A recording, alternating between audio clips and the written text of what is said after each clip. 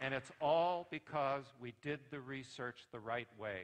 Believe me, NIH would never, ever have put their reputation, integrity, and respect on the line if they hadn't have seen not only the quality of the work, but the quality of the journals in which we published, including the #1 ranked journal in nutrition, agriculture, food chemistry in the world, according to Reuters, and that was the Journal of Agricultural Food Chem. When we published that paper in those most difficult of journals to get published in, that made a profound impact on their willingness to use U.S. taxpayer dollars to start studying this fruit and to try to understand also why is it that a company like MonaVie is growing that fast. There had to be something out there, because I've been at this for over 30 years.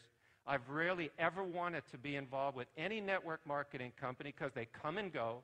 They all come, they have these big meetings, they get you all excited, you fill your garage full of product, and then 18 months later they're gone. I've seen it hundreds of times, and it's never about the product. It's always about their compensation plans, all these promises they make. I've gone to some of those meetings. They make all these things where we've got this science and that, and I look at it, it's a book, it's unreferenced, it's about some guy who's got no pedigree, no knowledge of the field, and that's why they disappeared. So you can understand my skepticism when Dallin calls me and says, I have a network marketing company and I need this acai. We've looked at the research you've been doing. This is terrific. Can we use it? Can we share this information with people around the world? And I said to Dallin, I have only one thing to ask you. And this is out of my frustration knowing the network marketing industry. I need your commitment to support science. If you're willing to do that, you can have all this research that I've spent nearly 15 years working on.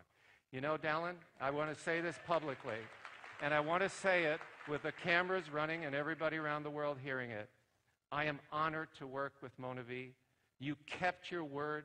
I have never worked with a company, and I've worked with over 500 companies in the nutraceutical industry in 55 countries, and you kept your word. And you have been outstanding in supporting the research that we've asked needed to be done on acai and MonaVie. Thank you. Thank you. Thank you very much. Thank you. Thank you.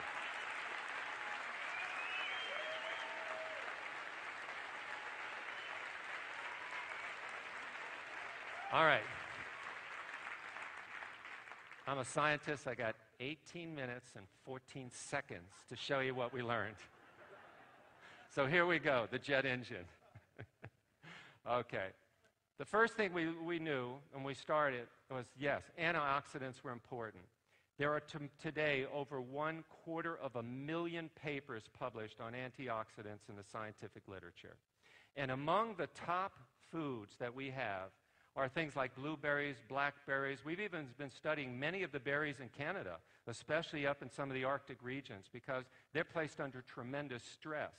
And as a result, they have to develop chemical defenses to survive. And they can pass that on. And that's why if it's between you and a bear, and the bear wants those berries, you are not going to get those berries. Okay?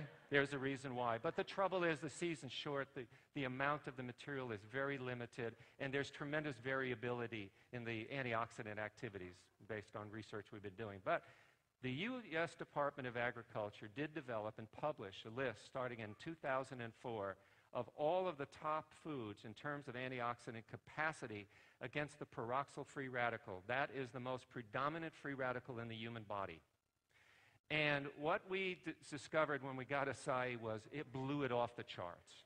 In fact, I'll never forget my day. You've heard it on my tape. You've seen it before. I love describing it because it was one of those moments that every scientist in their life dreams of. It's that call from the laboratory where, Alex, are you sitting down in your chair? I just sent you an email. Open up your attachment. Yep, I see it. I click it open. He says, look at what we found with this purple powder you sent us. We're all dying to know what is it that you sent us, because they were given this blindly. And they wondered, did you put an extract in there? Did you sprinkle lots of some kind of a chemical in there? I said, no, it's a fruit that I've been studying for some time. And they said only one thing, because it took 2.5 computer screens to the right for that line to go across. And of course, my immediate response was, well, that can't be right. That was a laboratory error. Alex, we knew you were going to say that. We've redone that 6 times. So at our expense. And I said, no kidding. Okay. and then after that, they said, Alex, we have only one request, okay? And I said, what's that? And they said, would you please be sure to put our name on the paper when you publish this? Now, when scientists, and this guy is world famous in antioxidant research, he was the head of the lab who called, I knew there was something very exciting here. If he's willing to put his name on the paper, in other words, he's willing to stake his reputation that this is true. But I'm a scientist, and science is about replication. It's about the ability to replicate the results, okay? Could someone else see the same thing in another laboratory who's also qualified to do the work? And so we sent it to the U.S. Department of Agriculture, Agricultural Research Services, because they're the world leaders in studying antioxidants in foods. And then I got a hold of Dr. Sean-Lee Wu and Dr. Ron Pryor. Dr. Ron Pryor was the co-inventor of the Oxygen Radical Absorbance Capacity Assay, or ORAC assay. And I asked them, I'm going to send you some powder. They didn't know about the Boston results from Brunswick Lab. And they went ahead and they called me up and they said the same thing. Alex, can you be sure when you publish your results that our name's on your paper? Because they had never seen anything this strong. And of course, then they got excited and they started asking questions. And I said, gentlemen, I don't have a lot of answers right now, but I know we have something extraordinary here that's worth studying. And I could tell as I went from the University of California and different institutions that everybody started to say, Alex, you've got to keep studying this. There's something here that could be of profound value to human health. And that you're going to see probably published next year from these NIH papers. By the way, I am one of the co-authors of that paper. That is going to be published. Okay. All right. Now, another thing, too, and probably why nobody else had discovered this. You see, it's much less expensive to spray dry it. Spray dry is just you shoot it in the air. It's done with heat, and then you expose it to oxygen.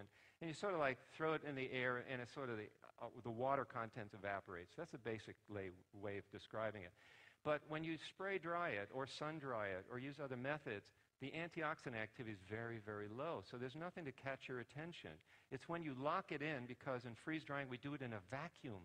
And the reason why, again, knowledge is power, is because in fruits, particularly in the tropic, you have to degrade them very quickly. You have no idea how much is falling down on the ground in the equator, that area, every single moment, and day and night. And as a result, it would just pile up and go right out of the atmosphere. If there wasn't some mechanism for breaking things down quickly, we call those oxidases. They're enzymes that rely on oxygen to break down. And what we're doing is, in a vacuum, we're locking that in without oxygen, so the oxidases can't get stimulated, so we've preserved all that antioxidant activity. Do you follow? That's in your bottle. You see all that good stuff. Okay. So we can now compare all of these, foods. I mean, the good foods, these blackberries and blueberries and cranberries and all of those things, and we can compare them for moisture content so that we have a fair comparison. We can then look at the total antioxidant capacity and then the serving size, so we have fair comparisons. And what you will see, compared to any food, acai pulp is like way out there compared to anything, 5-6 times greater. Okay. Another thing that we have is that when we were looking at its antioxidant capacity, there are different free radicals in the human body. One of these is really bad. Okay, really, really bad. I mean, this is like a toxic free radical. And when you talk about diseases and things like that, it's always there. There's a lot of this being produced every waking second. And that is the hydroxyl radical.